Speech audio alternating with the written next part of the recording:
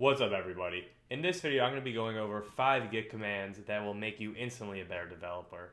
These are commands that I wish almost every person who is a coder that works with some type of source control understood.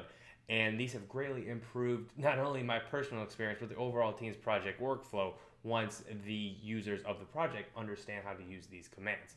So, originally I was going to make this video about bashing people that don't understand Git, but there's no point to doing that. I really want to help people understand this. I don't really want to just rant about people not knowing it. So without any further ado, let's get right down to it. So my first command is rebasing. So if we do git log, which is just going to log out all the commits that we have, so the project history, you can see we have this add class, and we also have this completed with class. So let's say we want to squash these 2 commits right here into one. Now, you would want to do this for multiple reasons, but most importantly, you would want to do this because if you're working in a big team, your merge request, you want it to only be 1 commit. If you have multiple commit messages, it could pollute the history, and if you need to revert that commit, you only want it to be 1, because if you have multiple commits, it's harder to revert that, because then you would need multiple reverts, and it also is very useful for cherry picking that into another branch if need be. Let's say a feature branch comes up in that case. So let's go ahead and rebase. So we're going to do git rebase -I. So what does I stand for? I stands for interactive. We're going to be doing an interactive rebase of everything. So we're going to use head tilde, and then we're going to do a 3 commits back. So head is the current commit that we're at, and tilde 3 means go back 3 commits. So we do that and open the git default message editor, which on a Mac is Vim. And I basically did this in Vim because it shows us very good helpers here.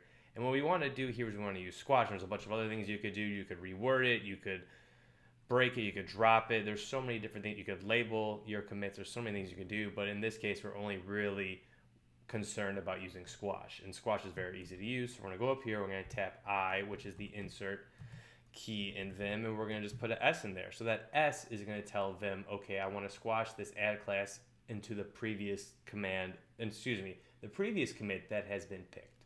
So after that, I'm going to type escape, Shift-ZZ to exit, and then Shift-ZZ again to exit.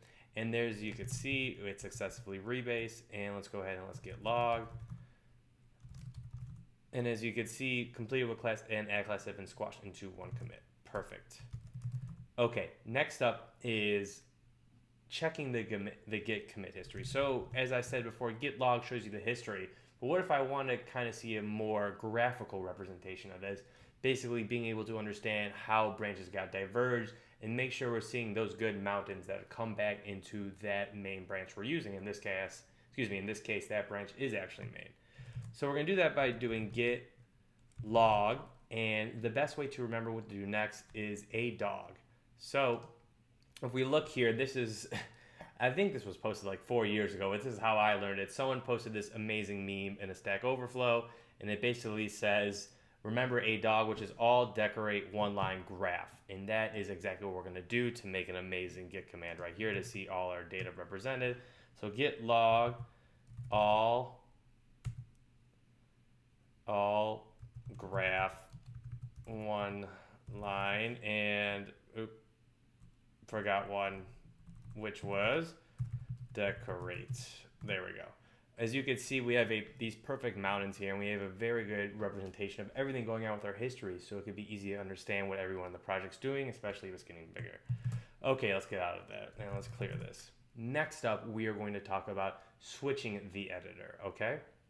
So in this case, the default commit message editor is Vim, but let's say we want to use Visual Studio Code. So to do that, we do it just like this. We're going to do git config global core.editor, and then we're just going to pass in right here the path to our editor. So if you're using something like Visual Studio or anything else, all you need to do is come into Visual Studio, and once you're in Visual Studio, Command-Shift-P, and then we're going to do this install code command in path. So that basically creates, I think, a pretty much a symlink for us, so that code represents the path to Visual Studio Code as an executable. So all we need to do here is put in code as our path, because again, we installed it in our path as code, which works perfectly. So we just do that, then we do git commit -- amend, instead of opening up in Vim, we could see that now it's been opened up in Visual Studio Code, and it's extremely easy to use in Visual Studio Code if you're not familiar with Vim or understand how to use it. Okay.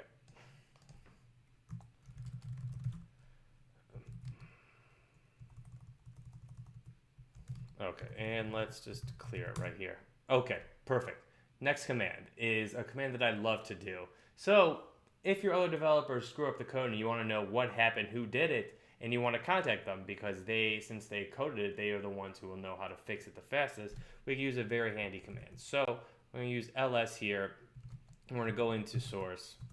We're going to look, and then we'll just grab, let's say, we'll just grab app.jsx. So what we're going to do here is we're going to do git blame, and then just the file name, JSX.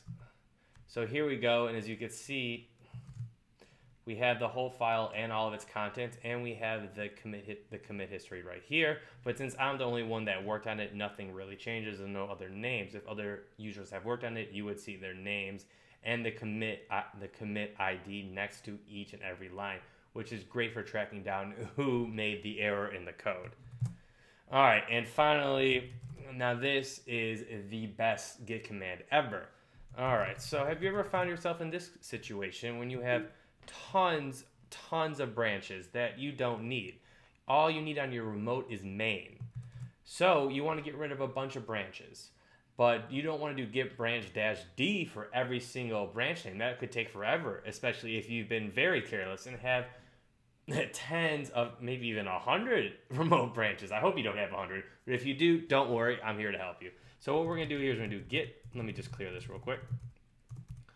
We're going to do git branch, and then we're going to grep it. So what does grep do? Grep basically gives us a regex to be able to search. So we're going to do -e to give us an extended regex so we could be able to use things like, I forget what you even call this, but I'll show you what it is in a second. And we're going to use -v, which is inverted. So we're not going to get the matching results. We're going to get all the unmatching results. And we're going to come here, and then we're going to just put in main. And we use extended because let's say you wanted more than just main. You could come here and put like develop. So if you're using like this type of workflow, main and develop will both be not selected here. And let's click enter. Oh, and we need to make it a string since it is a regex it's looking for. And there we go. So with that -v, we have all the ones that aren't main or develop. So there we go. In our standard input is we have all these branches. So now what we do now is we come here and we do x args git branch -d. Okay. So basically what we're going to do is take all that standard input, and with x args we pass the standard input to the standard output, which is basically we're going to run git branch -d on all those branches, and we click enter. Okay, so it's not fully merged, so we could just come here and we could just do, let's just clear this real quickly right here. So we're getting a bunch of not fully merged messages, which is okay. In this case, since this is just, since we don't care about the branches being fully merged, we could just use the -d to force delete, and we do that, and we do git branch, and there we go. As you can see, we only have main left. All right, everybody, that's it. That's 5 godlike Git commands to use. I hope you learned something today, and I really want you to use this in your project because being a great Git developer not only helps you, it helps your teammates, and it helps your project's overall structure. Having a healthy Git commit history is the secret to having a great project with a lot of collaborators on it. All right, that's it for me. Take care. Have a great one. Peace.